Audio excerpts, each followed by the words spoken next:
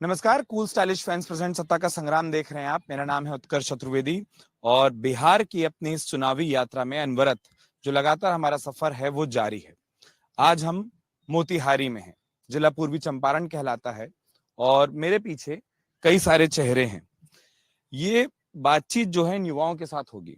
इन युवाओं के साथ इसलिए भी होगी क्योंकि न सिर्फ बिहार का बल्कि इस देश का भविष्य भी ये युवा ही है। एक खास बात, एक खास चीज जो हमने देखी, हमको लगा उसी तरीके से और उस तरीके के युवाओं से बात होनी चाहिए। खास बात ये कि तमाम जो मोतिहारी के युवा हैं सेल्फ तैयारी करते हुए दिखाई देते हैं। सबके हाथों में कुछ पन्ने हैं, सबने प्रश्न पत्र बनाए हुए हैं। ये वो प्रश्न पत्र हैं जो एक तरीके से एक मॉडल पेपर की तरह है, एक सेट है, वो तैयार किया जाता है। मैदान में ये फैले जाएंगे, चीटिंग नहीं करेंगे, अपने अपने हिसाब से आंसर पर टिक करेंगे और फिर इनके लीडर ये भी जांच लेंगे कि कौन कितना सही कौन कितना गलत। तैयारियां तो खूब हो रही हैं, लेकिन मुझे एक बात बताइए, तैयारियों का परिणाम मिलता युवा को दिखाई देता है? जी मिलता है। मतलब यहाँ प्रैक्टिस सेट बनाते हैं और उससे काफी बहुत सारा अनुभव होता है। तैयारी ठीक ठाक हो जाता है और अच्छा से अच्छा मतलब बढ़िया से बढ़िया क्वेश्चन सॉल्व करके आते हैं। क्या नाम हुआ आपका? मेरा नाम मनु कुमार हुआ। कौन सबसे बढ़िया इसमें से लीडर है, जो कौन बढ़िया पेपर बनाता है? इसमें सबसे होशियार कौन है? रौनक जी हुए और अब हालांकि बारिश का मौसम था इसलिए बहुत टॉपर लोग नहीं आए? नहीं आ पाए हैं और है 5-7 जन है जो काफी अच्छा सेट बनाते हैं। हमको एक चीज बताइए, जब आप लोग ये तैयारी कर रहे हैं, सरकारी भर्तियों की कारण से ये खास तौर पर तैयारी होती होगी, एक चीज की बहस बिहार में, और हम अलग अलग रोज जिलों में जा रहे हैं, अलग अलग जगह युवाओं से बात कर रहे हैं, एक चीज हमको जो कही जाती है वो ये कि बिहार का युवा धीरे धीरे इस बात से दुखी होता जा रहा है कि हम तो तैयारी अपने हिस्से की कर रहे हैं, जो तैयारी सरकार को करनी चाहिए, वो कोई भी हो, मैं किसी एक का नाम नहीं लेना चाहता, वो अपनी तैयारियां नहीं कर रही हैं। ऐसा कुछ है क्या? जी नहीं, कहने का मतलब है वैकेंसी जो है बहुत कम हो गया है, जिसके वजह से बहुत सारा ग्रुप यहाँ चलता था, धीरे धीरे बहुत कम हो गया है। वैकेंसी नहीं आने के कारण जो है तैयारी लोग बहुत कम कर रहे हैं। जब मैं सवाल पूछ रहा था तो आप लोगों की गर्दन हिल रही थी, कहीं ना कहीं सवाल का आशय भी आप लोगों को समझ आया होगा कि इतनी तैयारी करने के बाद उतने अवसर दिखाई देते हैं। इतना अवसर कहाँ प्राप्त होता है आदमी को। सबसे बड़ी बात है कि वैकेंसी तो समय से आती है, समय से एग्जाम होता नहीं है। दूसरे नंबर है कि जितने भी यहाँ पे उम्र है सब लेके से जितना भी है, ज़्यादा एज होने के बावजूद भी वैकेंसी तो कम आ रही है। दूसरे नंबर की एग्जाम समय से हो नहीं रही है। दूसरे नंबर है कि उसमें भी सरकार जो भी है वैकेंसी अच्छा से निकाले। कोई भी सरकार बने उससे तो हम लोग को कोई मतलब है नहीं। वैकेंसी जो अच्छा देगी उन्हीं का सपोर्ट होगा। क्या नाम हुआ? कुणाल कुमार। कुणाल, एक बात बताओ, जैसे आप बोल रहे हैं वैकेंसी नहीं आती, थोड़ा सा हमको समझाने के लिए, जैसे मैं भी इस जगह से नहीं हूँ, कौन कौन सी वैकेंसियां हैं जो सालों से नहीं आई, या कौन कौन सी ऐसी वैकेंसी जो कई साल बाद आई, मतलब उसमें नियमित अंतराल में वो चीजें नहीं आ रही? सबसे पहले तो हम लोग जो है रेलवे के स्पेशल तैयारी करते हैं, तो उसमें भी है कि पहले अच्छा खासा वैकेंसी देखने को मिलता था। अभी जो है उसमें वृद्धि जो जितना होना चाहिए उससे कम ही हो गया है और जनसंख्या इतना ना ज़्यादा हो गया है कि दिन पर दिन आदमी युवा और बेरोजगार ही होता जा रहा है और वैकेंसी भी कम हो गई है। रेलवे क्या रहा, मतलब आप में से मुझे कोई बताना कौन कौन सी वैकेंसी है जो पहले आप लोगों को लगता है कि नियमित आती थी और अब उसमें अंतराल ज्यादा हो गया है, वो देर देर से आ रही है, वो लगातार नहीं आ रही है? वो सर रेलवे है, क्योंकि रेलवे जो है प्रत्येक साल पहले वैकेंसी देती थी। बिना माइक की बात नहीं आ पाएगा भाई। रेलवे का पहले बाल योजना भी है, तो अभी 5 साल के बाद पंचवर्षीय योजना के आधार पर सरकार 55 साल पर 50,000 60,000 इसी तरह बहाली देती थी। और युवाओं की संख्या इतना है कि कभी 1.5 करोड़ 1,20,00,000 80,00,000 90,00,000 इस तरह फॉर्म गिरता है। युवा 5-6 साल से ऐसे एलपी टेक्नीशियन के एथी में थे कि अब बहाली आएगा तब बहाली आएगा। चुनाव का इलेक्शन है कि सरकार अब बहाली देगी, लेकिन सरकार ने ऐसा किया कि 5,000 कुछ 9600 ऐसे 5,000 बहाली दिया एलपी टेक्नीशियन का। पहले ही आता था 50,000 60,000। उसके बाद आपको आ गया कि टेक्नीशियन का आपका एलपी एगो स्टेंस लोको पायलट टू अलग एगो टेक्नीशियन आता है उसी में उसी लेवल का, उसका भी बाली अनुमान लगा रहा था लोग कि 40,000, इससे भी कम नहीं आएगा, क्योंकि युवा कम से कम 90 फार्म भरे तभी 60-70 लाख फार्म भरेगा। लेकिन वैसा हुआ नहीं, लोगों का उम्र एक्सपायर हो गया, सरकार के देख रेख में कब बाली आएगा तब आएगा, लेकिन सरकार ये सब युवाओं की बात नहीं सुन रही है। सरकार ऐसे गांधी मैदान में बहुत ऐसा आदमी है जिनका उम्र एक्सपायर हो गया अपने पढ़ाई करते करते, उसके प्लस में कोई बहाली आता नहीं है, आता है तो कोई भी गवर्नमेंट सरकार हो या स्टेट सरकार हो की जब बहाली आती है वो तो 2 साल 3 साल पैसे बहाली देती है, अगर आती है तो उसमें भी जिनके पास पैसा है वो अपने पेपर लीक करा के हो जाते, पता चलता है कि आदमी युवा ये थी बहुत अच्छे से तैयारी हुआ है, जाके एग्जाम देके आया तो पता चला कि अंदर से कि क्वेश्चन लीक हो गया। फिर सरकार बात नहीं सुनती है कि ठीक है इसको हम जांच कराएंगे, जांच कराते कराते आदमी फिर थक जाता है, 6-7 महीने हो गए। ऐसे ही बिहार पुलिस स्टेट सरकार स्टेट गवर्नमेंट का था, उसके बाद कैंसिल हो गया, अभी तक एग्जाम नहीं है। तब तक कोई भी कंपटीशन के एग्जाम तब तक ऑनलाइन नहीं होगा, तब तक ऐसा कोई भी सुविधा कितने भी सरकार कुछ भी करेगी तब तक ऐसा संभव नहीं है कि पेपर लीक नहीं हो। ऐसा भी अभी देखें आप यूपी में भी देखें कि बिहार पुलिस का बहुत सारा एग्जाम हुआ, उसमें भी पेपर लीक हो गया, फिर वहां भी एग्जाम कैंसिल हो गया। बिहार में भी बिहार पुलिस का एग्जाम हुआ, इसका भी कैंसिल हो गया। फिर डेट आ रही है इस तारीख से होगा, उस तारीख से होगा। ऐसे भी आ रही थी बिजली विभाग का, ऐसे 5-6-7 से 2014 में बहाली आई थी, फिर आया आपको 2024 में नोटिफिकेशन आएगा, पता चला कि फिर साइड 14 के बाद सीधे 2024 में आया। उसके बाद पता चला कि साइड हैंग हो गया है, उसके बाद कि नहीं फिर से फार्म भराएगा, बहाली दे के भी बहाली रोक लिया गया है। अब किस तरह अब सरकार जाने की क्यों रोक ली है, फिर बहाली को कैंसिल कर दिया है कि आएगा, अभी तक नहीं आया। अभी सब बहुत सारा एग्जाम है, हम लोग बिहार एसएससी हो गया, बिहार दरोगा हो गया, ये सब बिहार पुलिस हो गया, एसएससी हो गया, सीजीएल होगा। आदमी अब हिंदी भाषी क्षेत्र का आप जानते हैं कि हिंदी भाषी क्षेत्र का थोड़ा लैंग्वेज इंग्लिश में थोड़ा कठिन हो जाता है, वहीं हिंदी थोड़ा सा आसान होता है, इसीलिए हर एक हिंदी क्षेत्र का भाषा लोग चाहता है कि हम अच्छा से अच्छा हिंदी में भी अपना स्कोर कर सके, परंतु सरकार तो कुछ सुन नहीं रही है। सब युवा गांधी मैदान में बेरोजगार बैठे हुए हैं, अपने अपना हर एक चीज का सेट बनाते हैं कि इसमें नहीं होगा तो उसमें होगा, इसमें नहीं होगा तो उसमें होगा, फिर भी कोई मतलब नहीं है सरकार के कौन क्या कर रहा है। ऐसे युवाओं पर भी ध्यान देना चाहिए, उनके परीक्षाओं पर भी, किस तरह हमारे देश की शिक्षा है, किस तरह रीति रिवाज है। कॉलेजों में फीस की महंगाई बढ़ गई है, लोग अपने बेटा या बेटी को पढ़ाना नहीं चाहता है कि इतना फीस, ऐसे ग्रेजुएशन में पार्ट 1 2 3 हो गया, 4,000-5,000 रुपया लगता है फॉर्म भरने के लिए।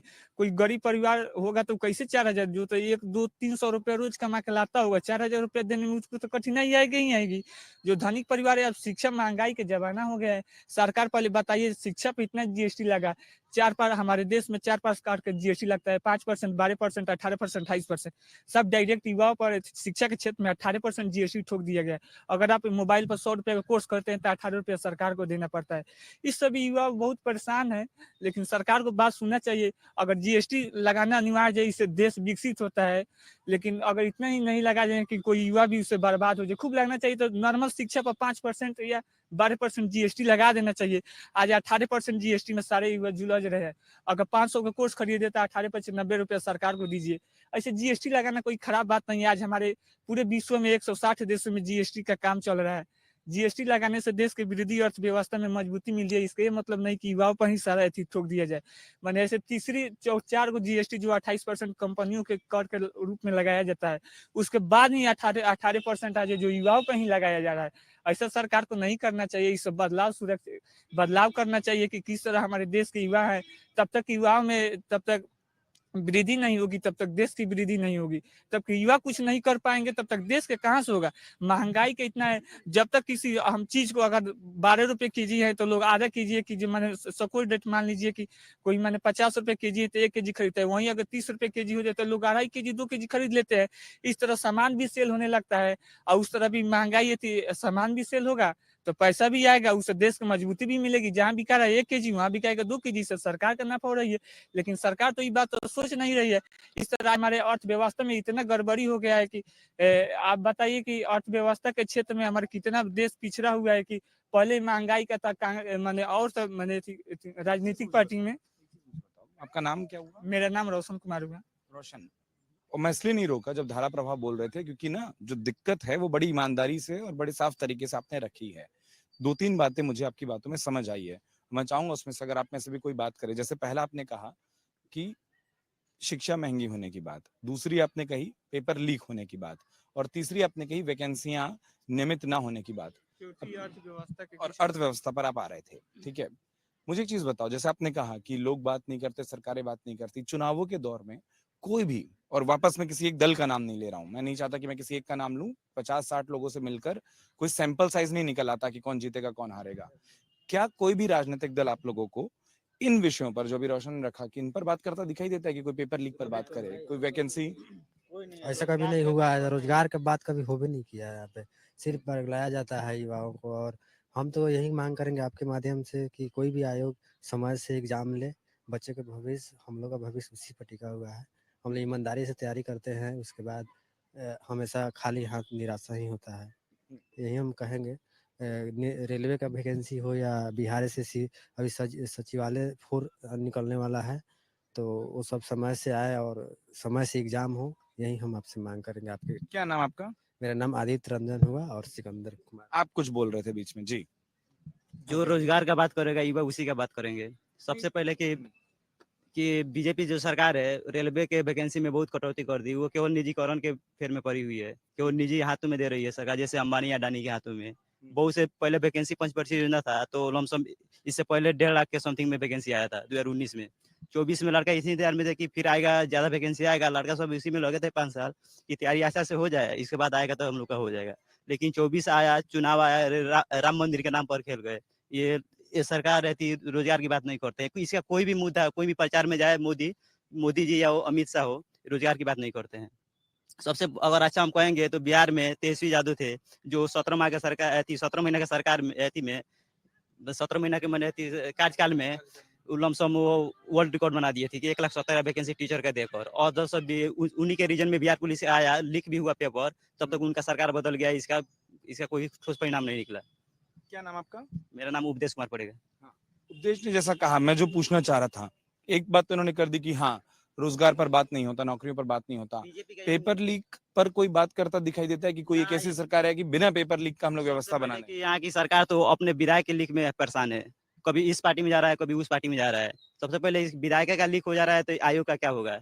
आयोग भी वही है जो जहाँ से पैसा मिलेगा, मोटकस मिलेगा, एक से एक शिक्षा माफिया चाहे कोई भी माफिया हो, वो सबसे पहले क्वेश्चन लीक करा दे रहे हैं, और लड़का सब इसमें परेशान हो जा रहा है। हम लोग जैसे एग्जाम हॉल से निकलते हैं तो मालूम चलता है कि पेपर लीक हो गया है। मुझे थोड़ा सा ये समझाओ, ये वाली दिक्कत जो है कि पेपर लीक हो जाता है, कितना वक्त, कितनी तैयारी खराब होती है एक एक पेपर लीक होने पर? लड़का का करियर यहाँ पे डूब जा रहा है। सबसे पहले कि हम लोग का कमर तोड़ दिया कोरोना काल। आर्थिक स्थिति, घर का भी आर्थिक स्थिति बहुत कमजोर हो गया, बहुत लड़का युवा चला गया बाहर कमाने के लिए। इसी इंतजार में से कि सबसे पहले कि भारत में सबसे ज्यादा वैकेंसी कोई आता था तो रेलवे का वैकेंसी था, लेकिन सरकार बहुत गद्दारी कर दी युवाओं के साथ। सबसे पहले 2 करोड़ रोजगार की बात की, इसी के मुद्दा पर युवा भी उसका सपोर्ट किए, तो सरकार में भी आई बीजेपी, लेकिन परिणाम उल्टा हुआ। ये केवल निजी हाथों में दे दिया और वैकेंसी को रद्द कर दिया। एक तीसरा मुद्दा था जो आपने उठाया था, वो है शिक्षा की महंगाई वाली बात, 18% जीएसटी का मुद्दा। कोई ये बोलता है कि हम आएंगे तो शिक्षा, किताब, stationery, college fees, school fees, exam fees, form fees वो कम करेंगे, कहीं किसी के भाषण में बात दिखाई देती है? उसके मामले में अगर कह रहे तो भारत में सबसे अच्छा है आम आदमी पार्टी है शिक्षा के मामले में। दिल्ली की अगर सरकारी स्कूल की बात करें तो बहुत उसका वर्ल्ड रिकॉर्ड में, उसका वर्ल्ड में भी उसका स्थान आया हुआ है। इसलिए तो हम यहाँ पूछ रहे हैं ना कि जैसे आप लोग हो, आप लोग के बीच में कोई ये बात करता है कि हम फॉर्म सस्ता करेंगे, हम परीक्षा सस्ती करेंगे, हम किताब सस्ती करेंगे? स्थानीय पार्टी आरजेडी है, वो मतलब मुद्दा उठाती है और हमेशा कहती है कि अगर हमारी सरकार आती है तो युवाओं के हित में ही काम होगा, और उसके बाद शिक्षा और हर चीज, स्वास्थ्य, रोटी, कपड़ा, मकान जो होता है ना, उसको सस्ता किया जाएगा। इनके ये सब मुद्दा है और युवा उनके ओर आकर्षित हुए हैं और होते ही रहेंगे, क्योंकि उन्हीं का मतलब बात को लेकर के हर युवा चलते हैं। क्योंकि वो 17 महीना में वर्ल्ड रिकॉर्ड बना करके लगभग 5 लाख सरकारी युवाओं को नौकरी देने का काम किया है, और मतलब उनका ठीक लगता है ऐसा, मतलब वो युवाओं के वादा पर उतर रहे हैं। सबसे कम उम्र में अगर युवा की बात किया जाए तो सबसे बढ़िया अगर नेता है तो आरजेडी में अगर रहती तेजस्वी यादव हैं, जो युवा की बात करते हैं, शिक्षा की भी बात करते हैं, और उस पर काम भी किया है। 17 महीना में उसने बहुत काम किया, बहुत वैकेंसी भी दी। आपका नाम? उपदेश कुमार पड़ेगा। कोई भी सरकार को खराब नहीं होती है, ना ही कोई आदमी खराब होता है। अपने अपने पार्टी के राजनीति के अनुसार सबका नीति थोड़ा खराब हो जाता है, इसी कारण से आदमी थोड़े अथी हो जाता है। सबसे पहले जो रोजगार की बात करेगा उसी का हम भी बात करेंगे, युवा उसी का बात करेगा। हम लोग का सबसे पहले मुद्दा है कि रोजगार, अगर हम लोग का रोजगार न रहेगा तो हम क्या करेंगे लोग? बिहार घूम रहे हैं लगातार, हमको नेता लोग रोज एक बात बोलते हैं और वो आप लोग जरा जवाब देना उसका। वो लोग ये बोलते हैं कि साहब इतनी संख्या है, इतनी ज्यादा जनसंख्या हो गई है देश की, रोजगार मतलब हर कोई सरकारी नौकरी ही समझता है, अब इतनी सरकारी नौकरी कहाँ से लाएं? तो इस तर्क पे फिर जो रेगुलर वैकेंसी आती थी उसी को पूरा किया ना जाए। जाकर आज देखिए, आज पेमेंट स्लिप में जब कुछ भी हो जाके देखिए, जो पूरा निजीकरण हाथों में चला गया है। रेलवे का बहुत पोस्ट है जो उसको समाप्त कर दिया गया है। जैसे स्टेट में सचिवालय का बिहार एसएससी का वैकेंसी आता था पहले, हमेशा मैंने 2 साल 3 साल पर आता था। इससे पहले 14 में वैकेंसी आता था, फिर 23 में आया है। इसका कब एग्जाम होगा ना होगा इसका कोई लिमिट नहीं। इससे पहले 8 साल में पूरा हुआ था। 14 का वैकेंसी 23 में पूरा हुआ था। 7 साल समथिंग उसको लग गया था, 8 साल। कुछ बोलना चाह रहे हैं? बोले हैं कि जो वैकेंसी आ रहा है तो सरकार से युवाओं की यही मांग नहीं होता है कि हम लोग 50 लाख फार्म गिरे हैं तो 50 लाख बहाली दीजिए। युवा भी कोई अथी नहीं, समझदार है, समझते हैं कि इतना ही बहाली आया है, उतने में ही अपने कंपटीशन करके अपने क्षमता के अनुसार दिखा देते हैं कि हम तुमसे ज्यादा है तो पहले मेरा स्थान आना चाहिए। 50 अगर 10,000 बहाली है, 50 लाख फार्म गिरे तो 10,000 युवा ही उसमें, सरकार को कोई नहीं कहते हैं कि हम लोग 50,000 है तो 50,000 बहाली क्यों नहीं दिए। इससे कोई फर्क नहीं पड़ता है कि सरकार कितना बहाली दे, जितना भी दे उतना नियमित दे। विद्यार्थी उससे भी खुश है कि हम जितना है उतने में भी अपने आप में हम कंपटीशन करके, जैसे हम 2 आदमी हैं, हम कहें कि नहीं मेरा तुमसे ज्यादा नंबर आता है तो मेरा स्थान पहले तुमसे पहले आना चाहिए। ये मेरे आपसी संबंध है कि हम लोग अपने तैयारी के अनुसार बढ़ा लेते हैं कि मेरा रैंक अच्छा है तो पहले मैं जाऊंगा, या तुम्हारा रैंक अच्छा है तो तुम जाएगा। इसी तरह कंपटीशन इसीलिए तो लगाया हुआ है। आप ये बोल रहे हो कि ठीक है, संख्या कुछ भी हो, सबको नहीं आप बोल रहे हो, लेकिन आप ये बोल रहे हो बहाली जो आती हैं, जो भर्तियां आती हैं, वो नियमित आनी चाहिए। जी जी जी, बहाली नियमित आए, जितना भी आए वो भी नियमित आए तो विद्यार्थी को लगेगा कि इतना ही बहाली आएगा लेकिन हर साल आएगा, तो अपनी स्थिति के अनुसार लोग देख लेगा कि मुझे करना क्या है। अगर स्थिति ठीक रहे, अगर हम सक्षम है तो देखेंगे अगर मेरा साल तैयारी इस तरह चल रहा है, 2 साल नहीं 1 साल 1.5 साल में हमारा हो जाएगा। और लाता हूँ आप लोग के बीच, और कोई और अगर बोलना चाहे तो मुझे जरूर इशारा करिएगा आप। हाँ, आगे आ जाए। मैं तो ये भी पूछना चाह रहा था, हमको कोई बिहार घूमते घूमते ये भी समझाया कि देखिए नेताओं का कैलेंडर तो पक्का है कि आ रहा हूँ, बस मेरा भी एक सुन लीजिए। वो ये कि हाँ वही हमको कोई बोला कि देखिए उनका चुनाव समय पर हो रहा है, उनका कार्यकाल पक्का है। बिहार में यूनिवर्सिटियों से जो डिग्री मिलती है वो पक्की नहीं है, उसका कार्यकाल पक्का नहीं है। 3 साल का कोर्स आपको 5 साल में, 7 साल में, 8 साल में, 9 साल में भी लोगों ने बताया कि उनको मिलता है। जिस जाति से मैं बिलोंग करता हूँ, मैं पूरा ना कर पाया, इतना बोलना जरूरी था। जिस जाति से मैं बिलोंग करता हूँ, लगभग मेरे गांव पंचायत में लगभग 4,000 वोटर्स हैं, ठीक है। उसमें 10 मेंबर ओनली एक ही कास्ट से मैं बिलोंग करता हूँ, और 14 में जाति पाति को छोड़ के वोट दिया ताकि समस्या सुधर जाए। गांव का टोन इतना मिला कि तुम अपने जाति में वोट क्यों नहीं किया, समझ रहे हैं? क्यों हम क्यों वोट दिए? ताकि समस्या सुधरे, इंडस्ट्री लगे, फैक्ट्रियां लगे, शिक्षा व्यवस्था सही हो, है कि नहीं? आज समस्या से जो जूझ रहे हैं हम लोग, पर डे सर 10 घंटा मेहनत करने के बाद, टाइमर लगा के पढ़ाई करने के बाद असफलता नहीं मिल रही है। पिछली बार जो बिहार पुलिस की एग्जाम हुई थी कुछ महीने पहले, लगभग समझिए कि 82 क्वेश्चन सही करके आए थे, टिक करके आए थे और सही भी था, बट पता चला कि उसका पेपर लीक हो गया। क्या बीतती है युवाओं पे, समझ रहे हैं ना सर? युवा बहुत परेशान है सर, बहुत परेशान। नेसेसरी नहीं है कि आप नौकरी ही दीजिए, आप इंडस्ट्री तो लगाइए। हमें क्या जरूरी है लुधियाना पंजाब काम करने का? इंडस्ट्री लगा दीजिए, कुछ फैक्ट्री लगा दीजिए कि हम यहाँ पे काम करें, रोजगार के अवसर मिले। जी बिल्कुल। अब इतना पढ़ाई लिखाई करने के बाद, क्योंकि एक एज लिमिट हुई ना, 27 ईयर ओल्ड हो गए हम, और उसके बाद अगर आप हम मतलब इतनी पढ़ाई करने के बाद, सर आप तो समझ रहे होंगे कि पढ़ाई का क्या होता है सर। इतना पढ़ाई करनी पड़ती है ना कंपटीशन के लिए, सोच नहीं सकते कि पॉइंट नंबर से रिजल्ट छूटता है, सिलेक्शन छूटती है, चाहे वो ग्रुप डी का हो या किसी भी विभाग का हो, है ना?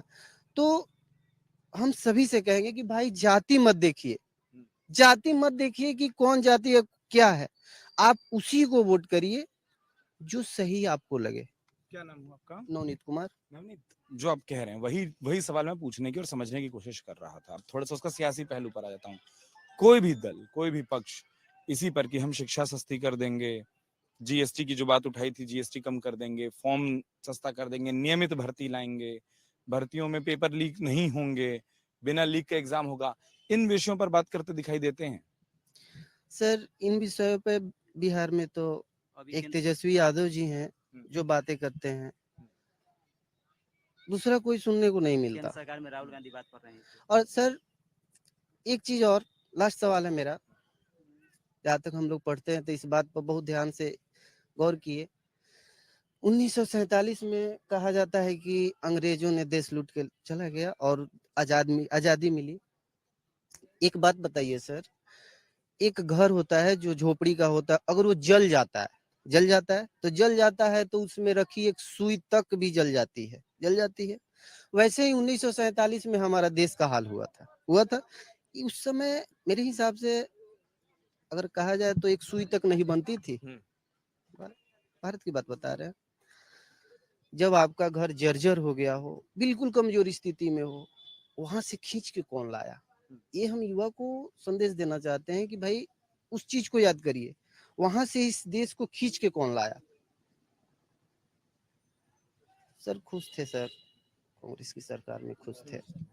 सर मेरा सवाल है कि बिहार एसएससी या सीजीएल 4 जो एग्जाम आगामी होगा और उसके बाद जो मतलब उसका प्रश्न पत्र जो होता है ना वो नहीं मिलता है सर, तो हम आपके माध्यम से यही कहेंगे कि सर एग्जाम जो है ना होगा, जैसे एग्जाम मान लीजिए हम लोग दे रहे हैं, इसका प्रश्न पत्र हमको मिले, यही हम आपके माध्यम से आयोग को मतलब आयोग से कहेंगे। नहीं तो प्रश्न पत्र मिलने से क्या फायदा होगा या क्या नुकसान, वो थोड़ा समझाओगे? जी, प्रश्न पत्र मिलने से ये होगा कि हम कितना अटेम्प्ट किए, कितना हमारा सही है, कितना क्या है।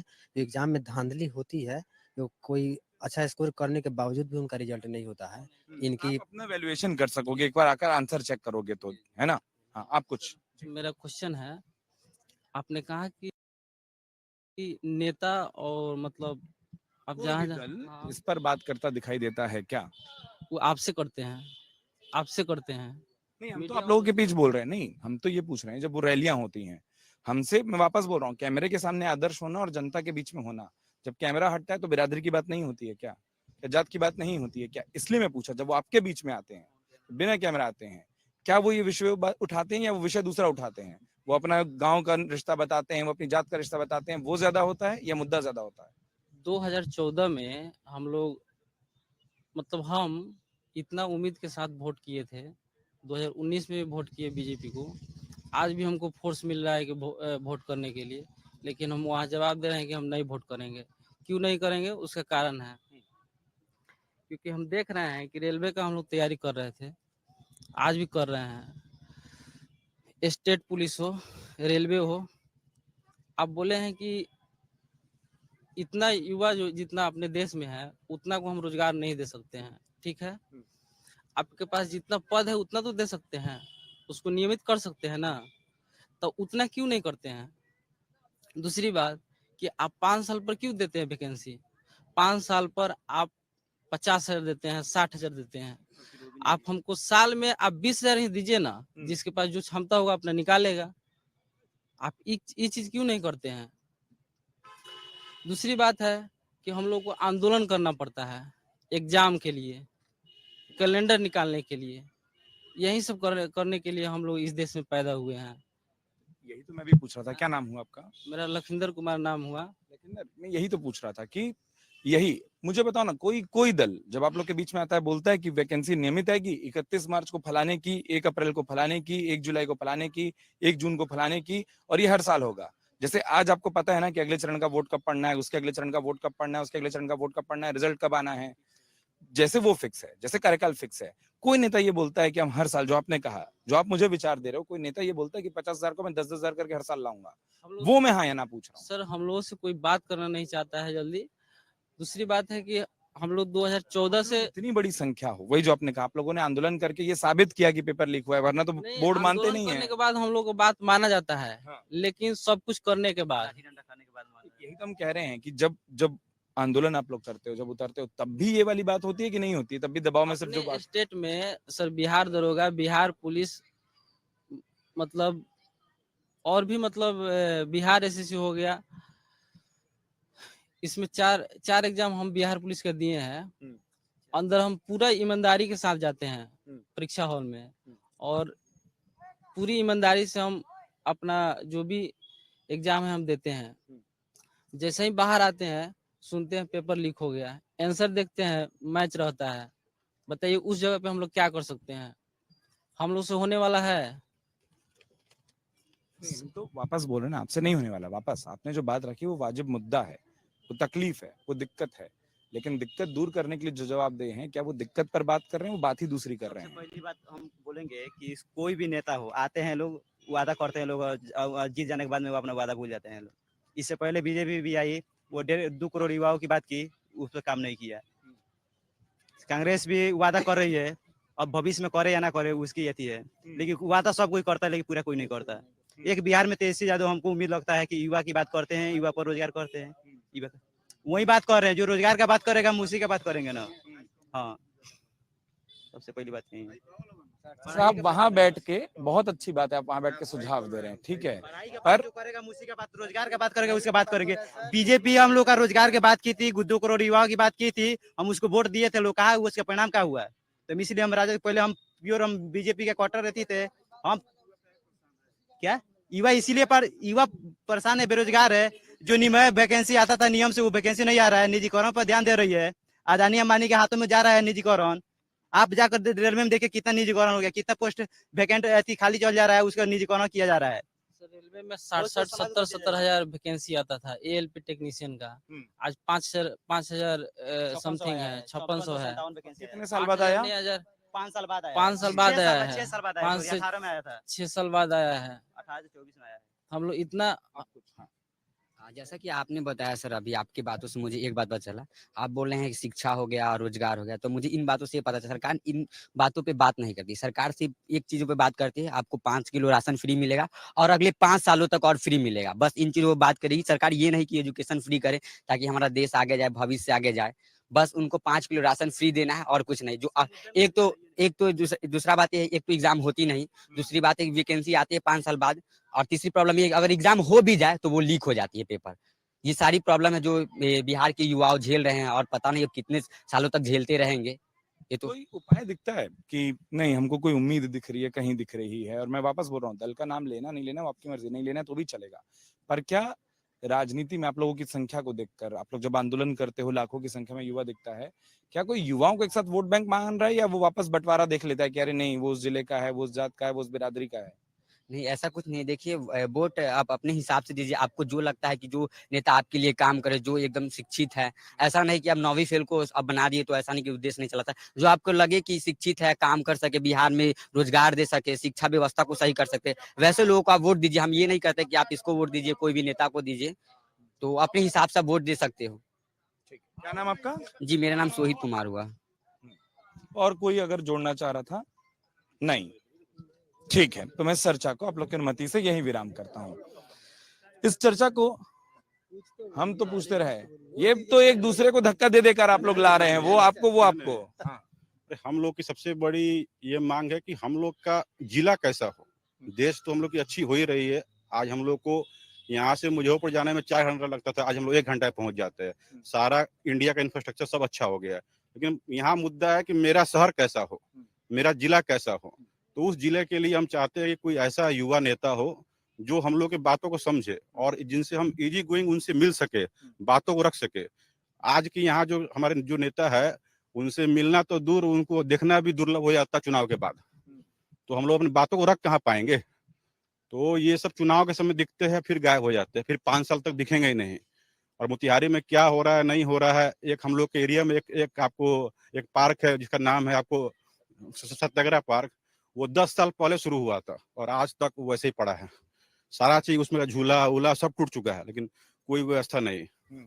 लोगों को दिखाने के लिए नया चरखा पार्क बन गया, लेकिन वो ऐसे डैमेज पड़ा हुआ है। तो हम चाहते हैं कि मेरा शहर सुधरे, मेरा जिला सुधरे, ताकि हम लोग, और उसको सुनने वाला जनप्रतिनिधि आपके जी, पास जी, मौजूद। जी जी जी। ढेर सारे मुद्दे, ढेर सारी बातें हैं, लेकिन जो बात यहाँ से शुरू हुई थी वो अहम है। जब आप युवाओं से बात करते हैं तो अपने हिस्से की बात, चाहे वो शिक्षा की बात हो, चाहे वो वैकेंसियों की बात हो, चाहे वो रोजगार की बात हो, इन मुद्दों पर बात तो खूब होती है, लेकिन जो अक्सर ये भी बताते हैं, जो समझ आता है कि इन मुद्दों पर बात करने वाले जनप्रतिनिधि इनको नहीं मिलते हैं। बदलाव आएगा नहीं आएगा ये किसको चुनेंगे, ये इनका फैसला है, ये इनका हक है। हम सिर्फ एक अपील के साथ इस चर्चा को खत्म कर सकते हैं कि आप लोग युवा हो, अपने हिस्से का मुद्दा चुनिए, अपने हिस्से का पक्ष चुनिए, वो आपकी मर्जी है, लेकिन वोट जरूर करना। 3 चरणों में हमने देखा कि बिहार में वोटिंग प्रतिशत उतना अच्छा नहीं रहा जितना बिहार कर सकता था या पिछले कुछ सालों में किया हुआ है।